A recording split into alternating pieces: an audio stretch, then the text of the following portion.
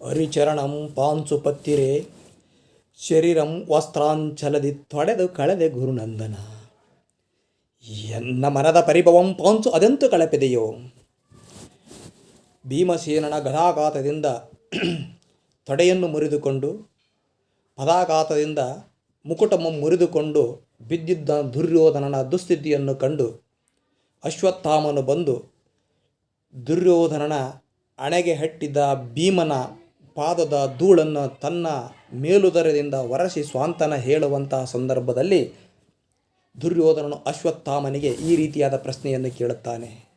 ಅಶ್ವತ್ಥಾಮ, ಎನ್ನ ಹಣೆಗೆ ಅಂಟಿದ ಭೀಮನ ಪಾದದ ಧೂಳನ್ನೇನೋ ನಿನ್ನ ವಸ್ತ್ರದಿಂದ ಒರೆಸಿ ಸ್ವಾಂತನ ಹೇಳುತ್ತಿರುವೆ. ಆದರೆ ನನಗೆ ನೋವಾಗಿರುವುದು ಇಲ್ಲಲ್ಲ ಎನ್ನ ಮನಕ್ಕೆ.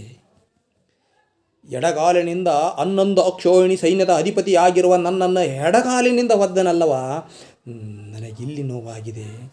ಇಲ್ಲಿಯ ಧೂಳನ್ನು ಒರೆಸುವ ಶಕ್ತಿ ನಿನಗಿದೆಯೇ ಗುರುನಂದನ ಎಂದು ಕೇಳುವಲ್ಲಿ ಭೀಮನಿಂದ ಅದೆಷ್ಟು ಅವಮಾನಿತಗೊಂಡಿದ್ದನೋ ಅಷ್ಟು ಅವಮಾನವನ್ನು ಹೊರಹಾಕುವಂಥ ಆಕ್ರೋಶ ದುರ್ಯೋಧನನಲ್ಲಿ ಕಾಣುತ್ತದೆ.